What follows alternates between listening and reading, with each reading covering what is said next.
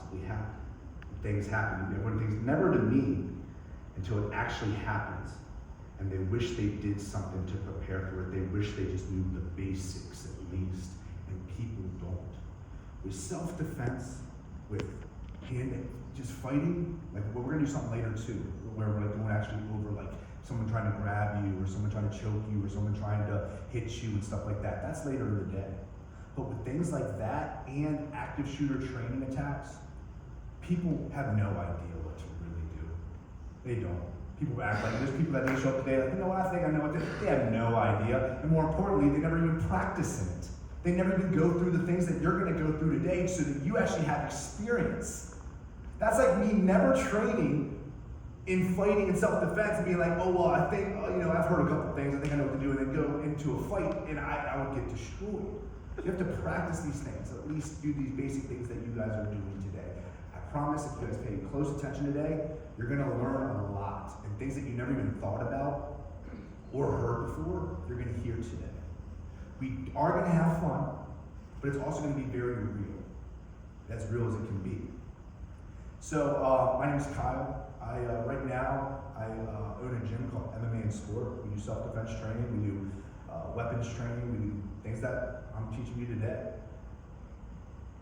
It's a gym in Damascus. You guys are always welcome to come through. Just say you're with Pastor Lee, and you guys can come through anytime and try whatever you want. But that's not why we're here today. We're here for another company we have off of it called Black Rock Tactical. And what we do, and what we've been doing now for 4 years, is going to churches, hospitals, child care centers, schools. We're one of maybe 3 at this point in the United States that actually do the live training, the live simulation of the stuff that you guys are going to do right after this. So you guys are doing something that very few companies are able to actually come do. Pastor Lee understands this, and that's why he's brought this here. He's like, this is training that needs to happen, at least it's a wake-up call. For wherever, not just here. But if you're out in public, it has you more aware. We're not here to make you paranoid. We're not here so you leave all paranoid. We're here just so you're aware. We got kids, we got family. And we're supposed to love our neighbors, serve our neighbors, protect our neighbors, protect our property. The Bible talks about this all the time, protecting our property. Loving others is protecting others. I'll share some scriptures today as well. So I fight professionally in MMA. I went pro in 2011. I also own Black Rock Tactical, where we do these trainings. I'm not even in the police department, but I've done SWAT raids. They've actually let me go do SWAT raids. It sounds crazy, but I've done so much over the years with certain police departments from state and county to where I've earned some trust, to where they let me do some things with them hands-on. So other than that, we work with military, we work with FBI, we work with local and state police departments to gather information, but to also train. We go to academies and all that stuff. And we train for real. I keep saying real because there's a lot of just like not real talk when it comes to this very fake, very stuff that's just like, we're gonna learn real stuff today, and then you're gonna actually apply it. And you're gonna hear when the gunshots go off, man, it gets real quick. And even though you guys know it's not really, we're just, pretending today, it's still you're gonna be like, man, if that felt like that, imagine when it's really happening. So, that's really just about myself right now. Other than that, I am fully invested, fully committed to the Lord, to the Lord's work. This, for me today, as ministry is serving, like he just said. Praise God, he's helped me make that into a business. Jack, can you tell us a little bit about yourself? My name is Jack Fleming. I'm a semi-retired insurance broker. Before that, I served 5.5 years active duty, U.S. Army Airborne 82nd Airborne Division. I was deployed to the Gulf War, 9 months and 2 days, where I lost about 70 pounds. And when we deployed north, I saw Iraq collapse around me, and I saw part of human nature I never want to see again.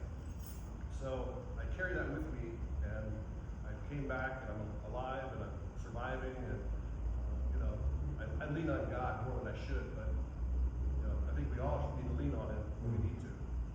I'm a father. I have 2 boys, a 28-year-old, 26-year-old boy, and I've been working with Kyle, and I just want to make sure that you understand what your options are in case it ever happens to you, because it happened to me, and when somebody's shooting at you, it's not a good feeling, especially in the military.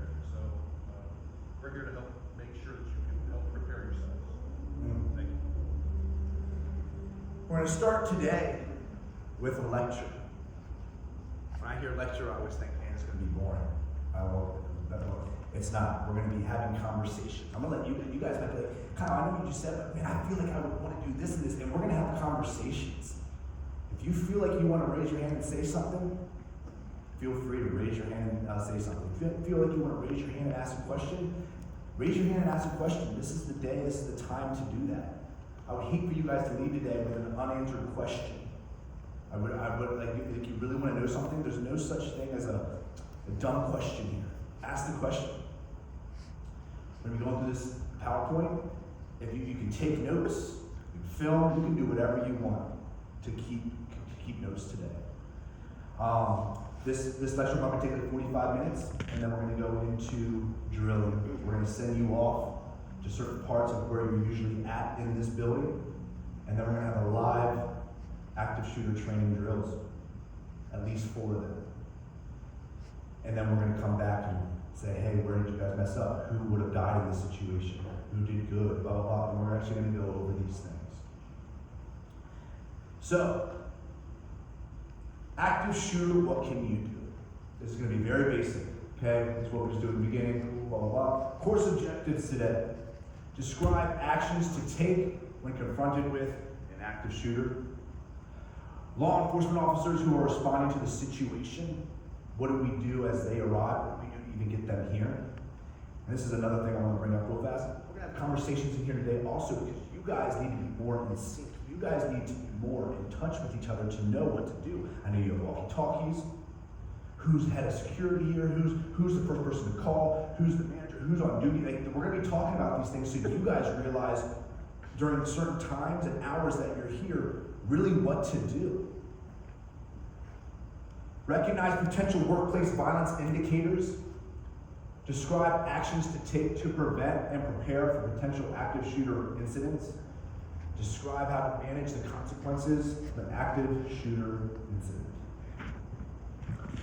Active shooter, you know what? I'm not even gonna bring that one up yet. I would like a few people to call out where active shooter incidents happen. Where do they happen? Call it out. School. Shopping centers. Movie theaters.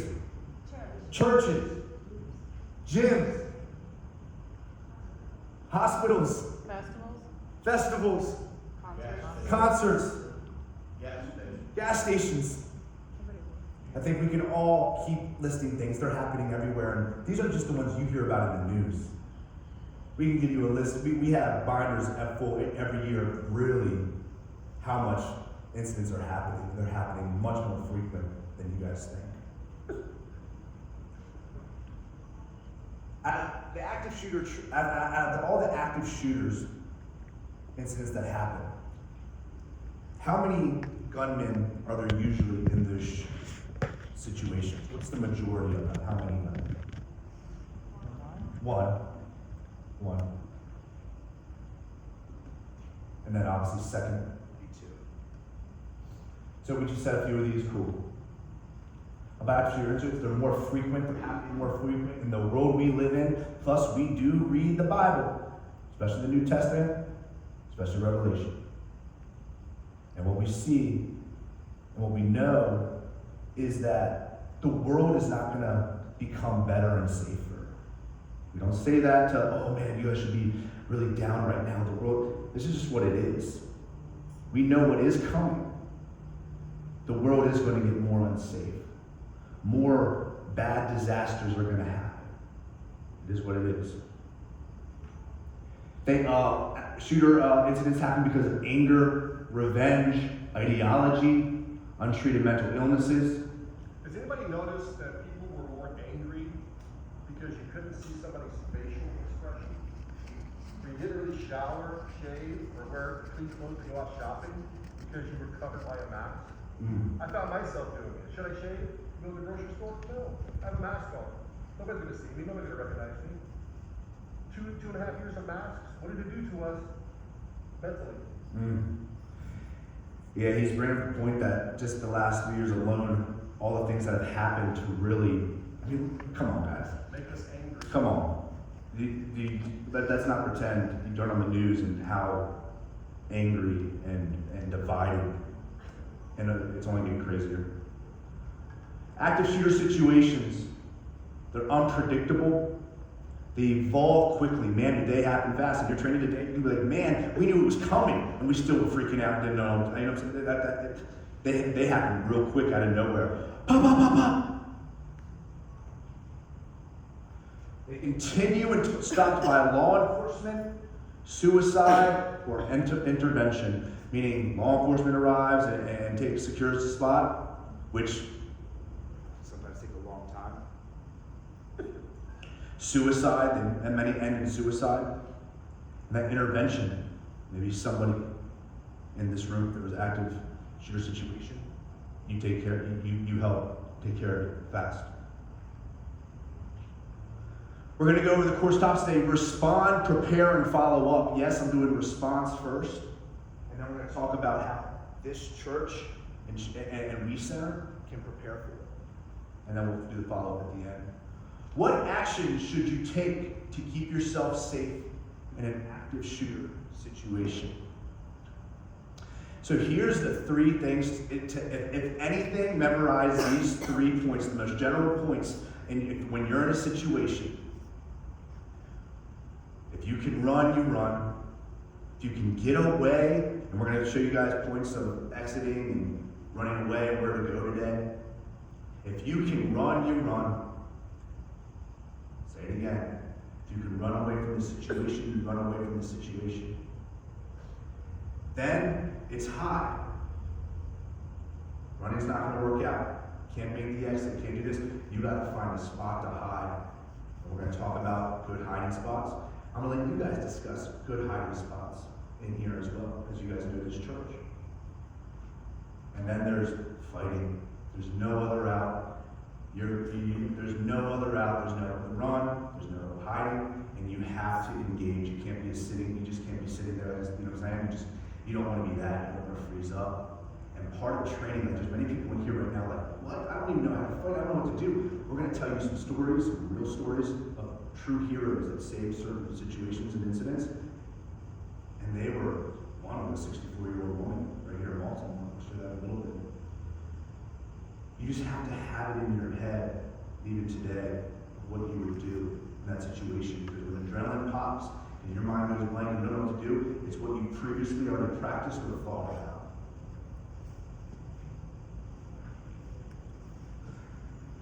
So running, have escape routes and plans in mind. I want you guys to think about where you're at in this building. Maybe you're up here for the church service. Maybe you work in the office. Maybe you're downstairs in the ReCenter. Do you know right now the best ways to get out the doors? Do you know the best ways to get out these windows that I know your pastor has invested in so that every room has a window that will pop out and open enough for you to go out, not just for this, but for fire drills as well? Do you know which windows those are?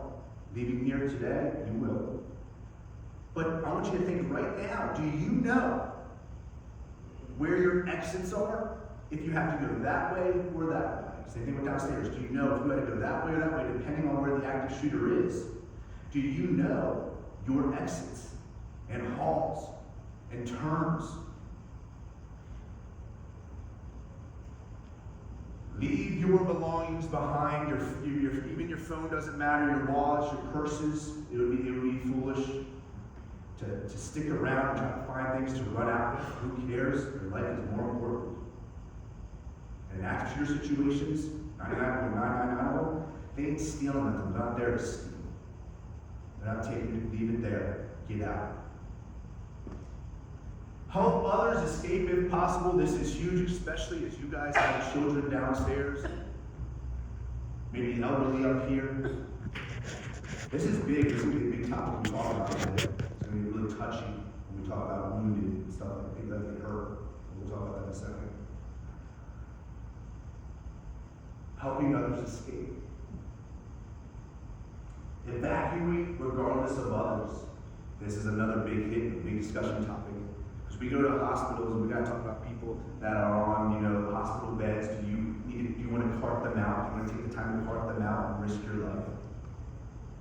You guys with children downstairs, you guys as Christians that truly value your neighbor and love your neighbor, when do we help? And when is it like, I need to just get out, leave this person here? This is stuff we're going to talk about, have serious conversations. Warn, prevent individuals from entering. This is regarding as you're leaving. Of course, we're going to warn people as soon as we can that there's an active shooter in the building. When it starts going off, things start happening. And we're going to talk about that in a second as well. How are we alerting the church that there's an active shooter? Is there a button pressed and an alarm goes off? Are we going on the walkie-talkies? Are we yelling? Do not attempt to move wounded people. This is another very touchy subject, but God, I just feel in my heart that, if she's hurt, I want to drag her up. We're going to talk about this. I'm just giving points in our heads right now, because these are topics we're going to talk about. Keeping your hands visible as you run out, because guess what? The people that are coming in to try to save you, help you, especially law enforcement, they don't know who's the active shooter and who isn't. You can't be going out with stuff in your hand. You gotta have your hands visible as you exit. Follow police instructions. Call 911 when safe. So now we're gonna go back. When it comes to the children downstairs,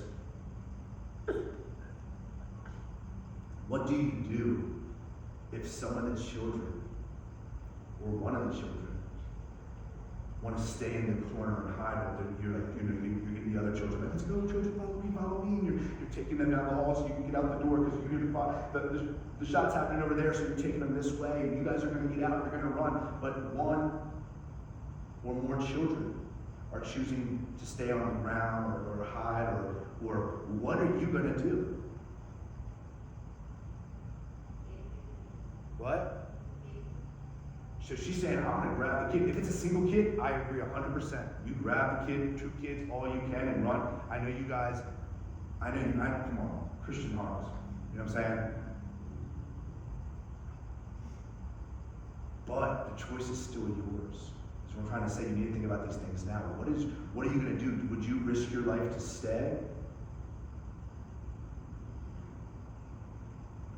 What if it's a group of kids, like 5, 6, do you take 2 and run with them? Are you going to regret are you going to feel bad later for taking the 2 and leaving all? Or are you going to stay with the group of kids and say, you know what, they're staying here, you kids keep running that way, blah, blah, blah. I'm saying, this is stuff you have to think about, and here's the thing. I can't tell you what to do on that situation. I can tell you that I agree with, is it Anna? That definitely, if you're capable of grabbing a kid that wants to stay, yeah, you need to do that. What if it's an adult that gets shot? What if they're already dead? What if they're alive? If they're already dead, I will just tell you this straight up. You need to get out. You need to save yourself. If they're alive, the choice is yours. You can stay with them. You can try to drag them or carry them. That is your choice. It is your choice to make. What if it's a child? What if it's children that have been shot? This is hard to think about. We have to watch videos on this stuff.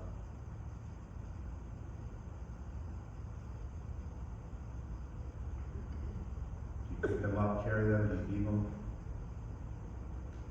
What would you guys do? Anybody want to tell me what you would do? What do you feel?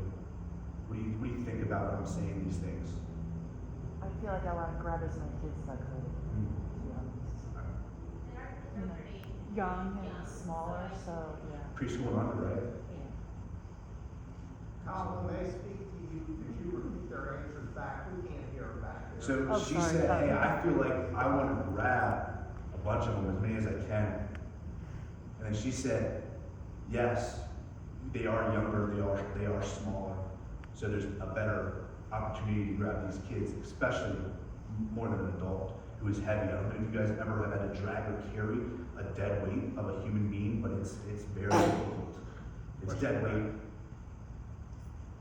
What I wanna say is that if you know how to follow fire drill system, then you have to do the same thing. Which means that if you have small kids and you have if you have, Is there a button on that? There you go. if you have small kids, the following thing you have to do for small kids, if you have a wagon, you put everybody in the wagon. It doesn't matter what size, if the wagon carries 6 kids and you have 8, you have to make a way to get 8 in there. If you have babies, you have automatically put them on a crib. And you have that certain crib that you have that push crib.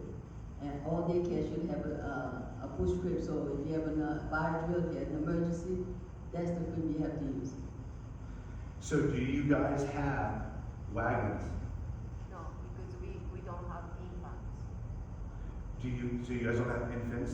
No. I'm guessing you guys do, where you're at? All right, cool. So I guess she's from maybe a different church but she makes a great point on that. If you have wagons, if you have cribs, no infants here specifically. But if there are things that you can put multiple kids on and get them out of there, great.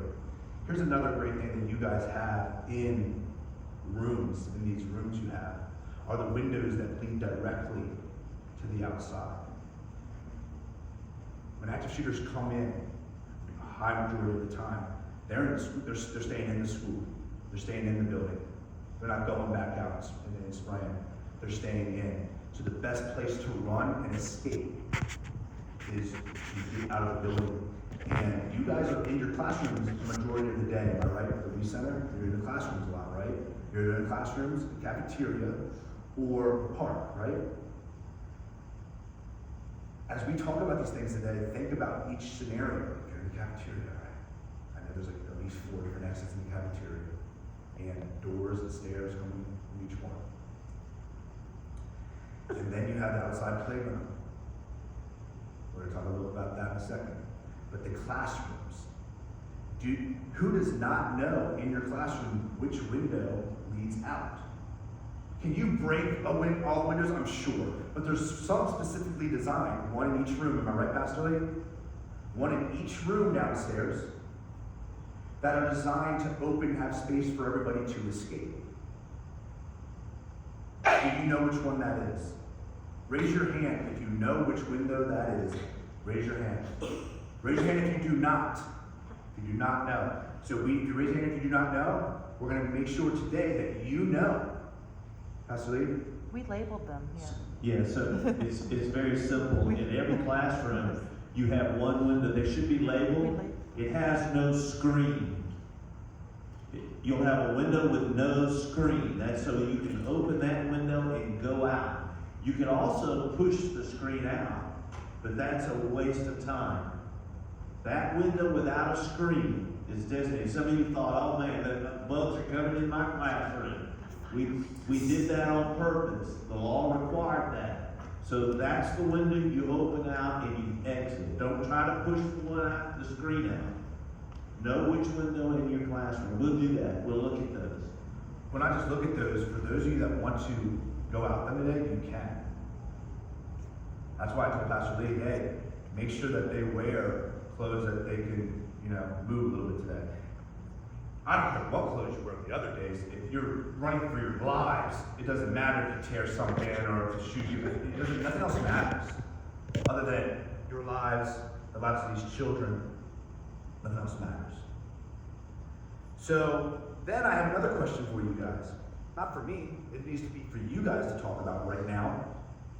How are you alerting if there's an active shooter? Oh, Kyle, we hear the gunshots. What if the first shot is right here and you guys are downstairs and you just think it's like I don't know. Maybe you're just not familiar with gunshot. I would like to bet a lot of you guys don't know the sounds of certain types of gunshots. You might think it's just like some pop or bang or work being done or someone dropped something. You might not know. You're going to know today. But what I'm saying is, what is your guys' policy or alarm, or what are you guys doing to alert the rest of this building, the entirety of this building? What are you doing to alert that there's an active shooter? For the fire, I'm guessing there's a fire alarm, am I right?